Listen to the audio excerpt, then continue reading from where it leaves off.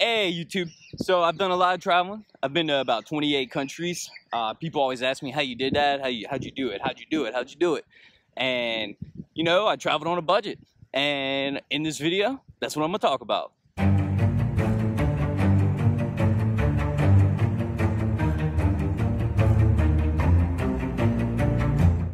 Hey guys, so we're back. So traveling on a budget is something that you really get better at. It's almost like YouTube, you know?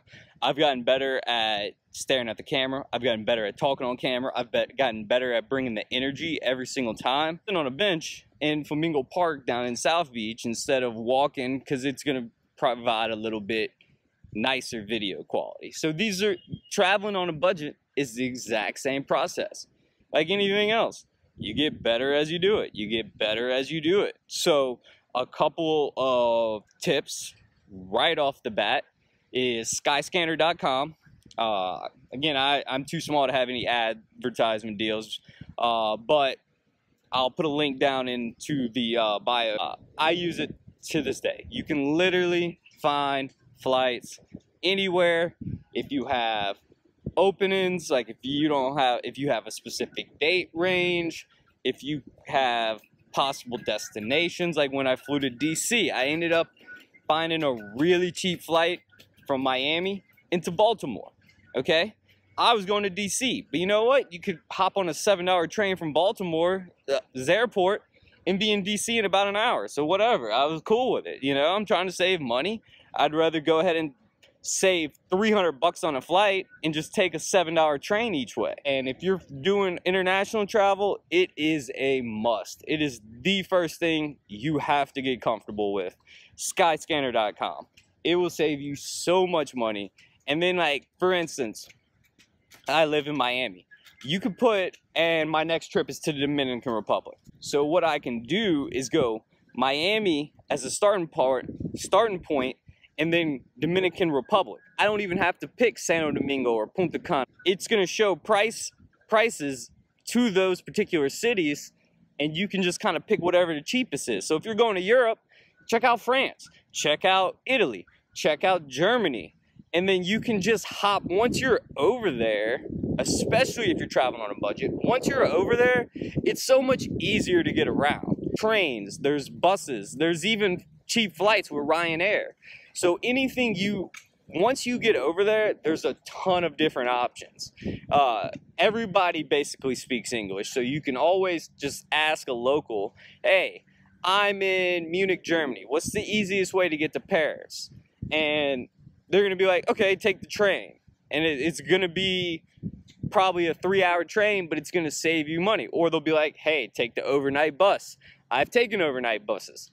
I took an overnight bus from Paris up to Amsterdam. I think it cost me like $6. It's not like a school bus in America. It's a bus that you can recline on and take a nap, sleep overnight, and then you wake up in Amsterdam. Traveling once you're over there is so easy, and that should always be your first trip. If you've never been outside of America, your first backpacker trip should be Europe, because it's a culture shock, it's gorgeous, there's great food, but it's also very similar.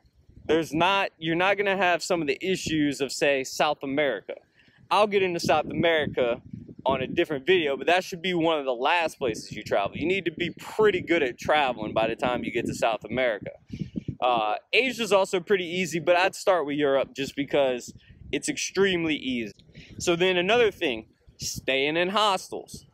Well, hostels are amazing, honestly, you know? I know in America they're not a thing. Americans are starting to get more comfortable with it. I've stayed in hostels in America. Honestly, I stayed in them here in Miami. They were so much fun. You meet so many different people in your age group that all want to party and have a good time and see the sights. So the best way to do that is go to hostelworld.com, and it's going to give you reviews of what the best hostels are. And it's the #1 site that most travelers are using. So what I would do is I'd go to hostelworld.com, see which hostels are the most popular, which ones have the most reviews, which ones have the best ratings.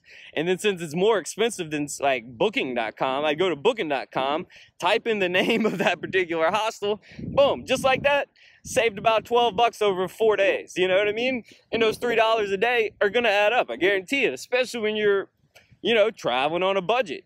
And it takes, what, an extra 3 minutes to do, and you save 12 bucks? So it's totally worth it.